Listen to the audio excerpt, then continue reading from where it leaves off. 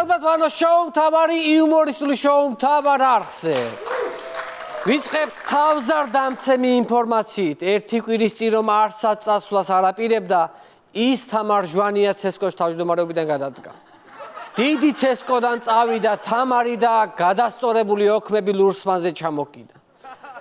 რაც მაგან არჩევნებზე აკეთა, კი უნდა მიანიჭოს სახელმწიფო სპორტის ოსტატის წოდება, ძვირფასო მეგობრებო, მაგრამ ნუ სადაა სამართალი, არ არის სამართალი ამ ქვეყანაში. არ არის, დაფასებული არ არის ადამიანი, მიხვდით? თამარ ჟვანიას გადადგომა ოპოზიციისთვის ძალიან სასიხარულო ინფორმაცია, უბრალოდ ახლა მთავარია ცესკომ ციფრების მსგავსად ასოების გადაკეთება არ დაიწყოს და არ შეცვალოს თვითონ შინაარსი. მაგალითად, თამარ ჟვანია გადაღმა. ან თამარ ჟვანია გადასხა. თამარ ჟვანია აქ დადგა. აი, რაღაცა ესეთი, ხო არალოგიკური წინადადებებია, მაგრამ ციფრებს მაინც ვერ აჯობებს ის რაც ქონდა თამარს, თავისი რაც ქონდა ეს, რითიც იყო ცნობილი თამარი ციფრების გადასწორებით, მართლა ნიჭიერი ქალი იყო. ცნობილი გახდა ადგილობრივი თვითმმართველობის არჩევნების თარიღიც. 2021 წლის არჩევნები 2 ოქტომბერს გაიმართება. თამარ ჟვანია აღარ ყავთ. მოკლედ, ოცნება დასრულებულია თქვენი მმართველობა. ჯობია, გამოდით, აღიარეთ და არავითარ შემთხვევაში არ გაბედოთ არჩევნების გაყალბება, თორე გააყალბებთ 2 ოქტომბერს.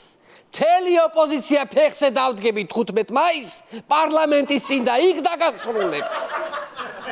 დიახ, 15 მაისს, 2 ოქტომბრის მერე. როგორც ადა. თარიღები ეგრე უწეს, ხო უნდა მოემზადოს, არა, მოსამზადებელი პერიოდია.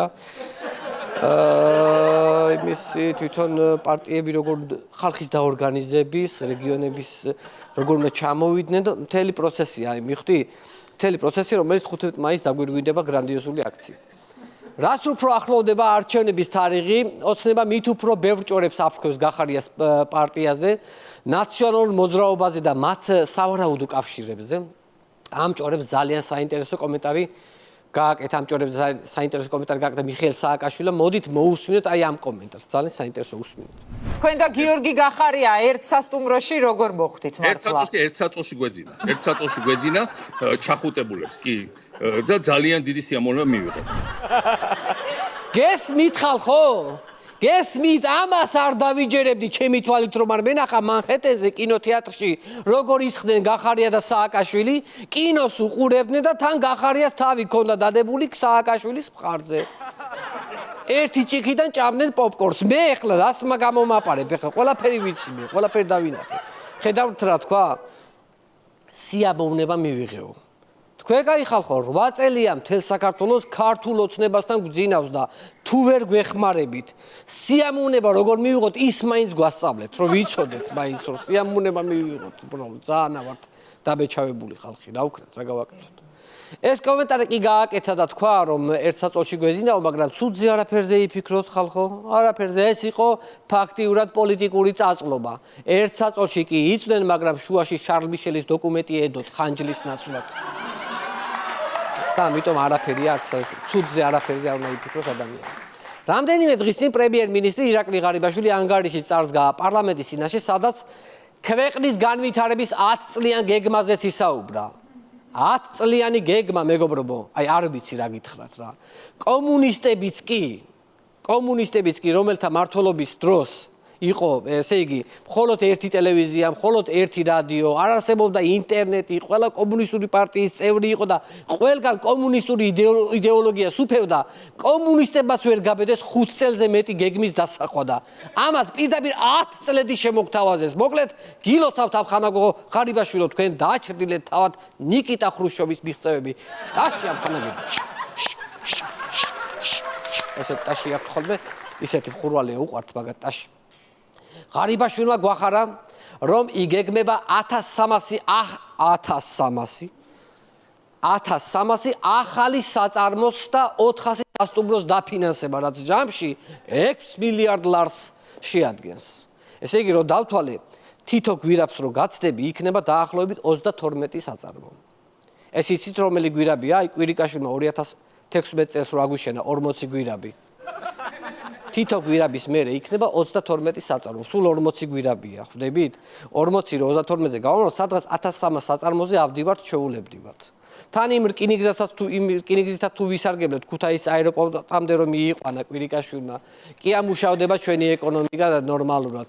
თან ეს საწარმოები თუ ისარგებლებენ ქუთაისის ავტოქარხნის ელექტრომობილებით, რაღა ჩამოშლის ამ ქვეყანას. მე არ მესმის. ეს რა ნიჭიერი ხალხი ყავს არჩეული, ღმერთო, 9 წელია. საწარმოები ძალიან კარგი ამბავია ხალხო, უბრალოდ მე მაინტერესებს არის თუ არა ის მიჯნა, რის შემდეგაც ქარხნები აღარ უნდა აშენდეს ამ ქვეყანაში, რომ აი ამ განვითარებით არ გადაიწვას თვითონ ეს ქვეყანა, ხო ხვდებით? აი ეს ქვედა მიჯნა არის თუ არა, სადაც უკვე ქარხნები რომ ფიზიკურად აღარ ეტევა ამ ქვეყანაში. გახსოვთ ხო?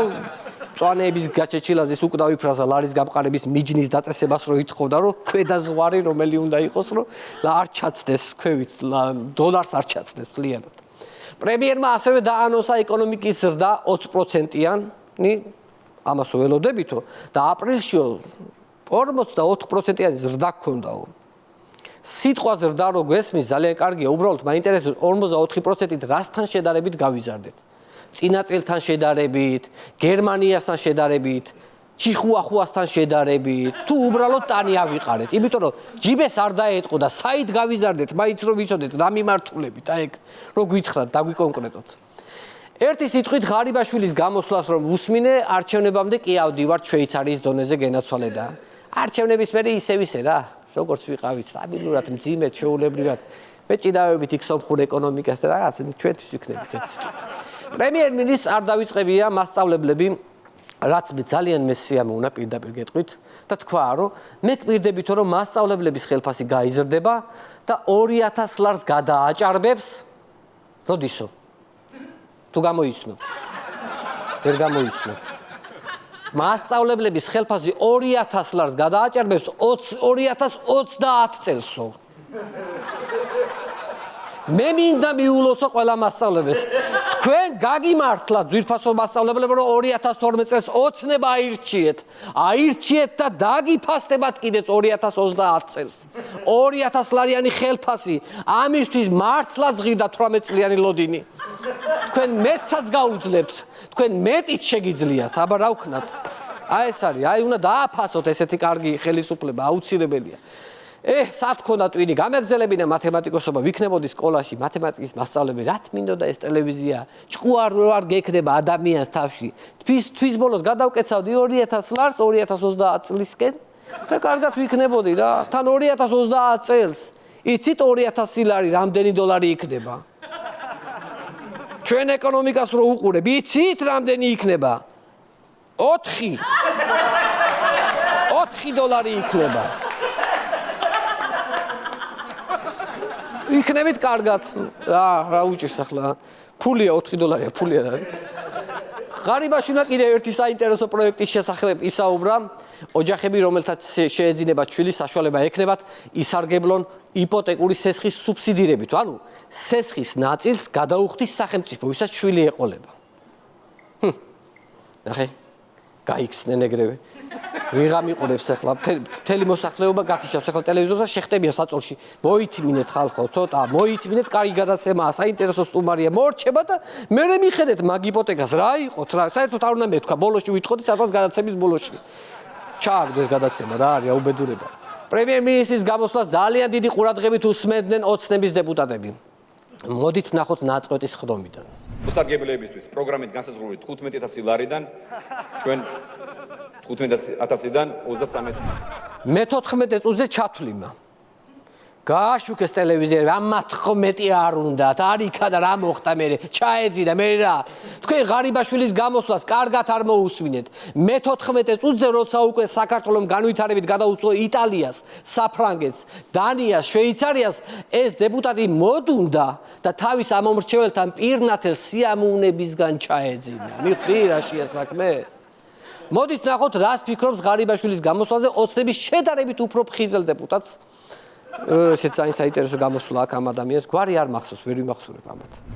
როცა მოქალაქე ცხოვრობს ქვეყანაში, რომელსაც აქვს 100 წლიანი გეგმა, მისი განცდა ნამდვილად არის დაბალი. ესე იგი, როცა მოქალაქე ცხოვრობს ქვეყანაში, რომელსაც აქვს 10 წლიანი გეგმა, განვითარების გეგმა, მისი განცდა სტაბილურიაო, ხვდებით? აბა რა, მთავარია ახლა 20 წლიანი გეგმა არ შეიმუშაოს, ოცნებამ, თორე შეიძლება ბედნიერების ზედმეტი დოზისგან გამოგვაყაროს უბრალოდ ჩვეულებრივად. ხო და ნუ ესეთი ძალიან რთული ამბავია. საკმაოდ ამბიციური გეგმით და ინიციატივით გამოვიდა დეპუტატი ფრიდონ ინჯია საპარლამენტო სხდომაზე. მოусმინოთ ამ ყან შესულ დეპუტატია, საინტერესო ადამიანია, ნახოთ. იმედი ჩაგვისახა იმისათვის, რომ საქართველო დაიბრუნებს იმ როლს რეგიონში, რომელიც მას ოდიდვანე ეკავა, როგორც საკვანძო. მაგალითად, მეზობლე ქვეყნებს შორის გაიმართოს ფესტივალები, იარმარკები, კონკურსები, ფეხბურთი, აბრეშუმის ძის თაზი, აქ ჩემმა კოლეგამ შემახსენა, შეჯიბრებების ცხენოსნობაში და ასე შემდეგ. შეაგაშენებს ღმერთი, აი კაცი. აბა რა, მაგით უნდა დავიბრუნოთ საკვანძო როლი რეგიონში. კი არა, კაი იქნება კიდევ გავაკეთოთ ერგნეთის ბაზრობის ფესტივალი, სადაც ხალხს თეატრალური წარმოდგენით ვაჩვენეთ, როგორ გადაგქონდა კონტრაბანდული სიგარეტი ერგნეთიდან სომხეთში ბუტკა მოსკოვში. და იქნება რაღაცა შოუ იქნება, მეზობლებით ჩართულები იქნებიან და იქ მესაზღვრე იქნება, სომეხი მესაზღვრე როგორ იღებს და ერთი სიტყვით ძალიან კაი ღონისძიება იქნება. სასიამოვნო ინიციატივები აქვს, ამ კაცს ყოველთვის სიამოვნებს რომ უსმენ. ქვეყანაში 10 წლიანი განვითარების გეგმა რომ დაიწყო, ეს უკვე რეგიონშიც იგრძნობა, მაგალითად გურიის ერთ-ერთ სოფელში სამანქანო გზა დაიგო. მოდით ნახოთ სიუჟეტი ამასთან დაკავშირებით, ძალიან საინტერესო.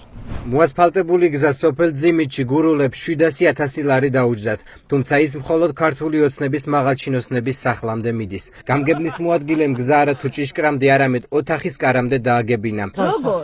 სახელმწიფო მნიშვნელობის გზა დააგო. ეს არის სახელმწიფო მნიშვნელობის? სახელმწიფო გზა. აი თავის ეზოში ასფალტი დაიგო სახელმწიფოს ხარჯზე და თან ამბობს ჩვენ ბიუჯეტი, ჩვენი ფულით ეზოში დაიგო. ჩვენი ფულით ეზოში ადამიანმა დაიგო ასფალტი. ძვირფასო ტელემაყურებლებმა, აი ჭიშკარი შეკეთება, ასფალტი იღება და აი ჭიშკარი იღება და ასფალტიანი გზით შედიხარ სახლამდე რა. თან სახელმწიფო მნიშვნელობის გზა არისო.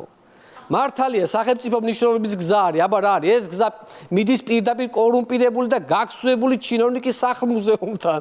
აი ეგეთი შეფასებაა. გუშინ ეს სოფლის გამგებელი ჭკვიან კამერებს დაუჯარიმებია ეზოში სიჩქარის გადაჭარბების გამო თურმე.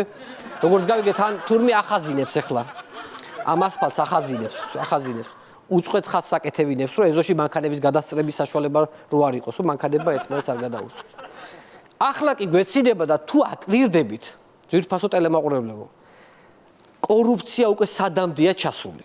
ანუ სოფლის გამგებელამდე, ანუ ესე იგი, თავიდან ხო დაიწყო 2012-ში და უკვე ჩასულია სოფლის გამგებელამდე.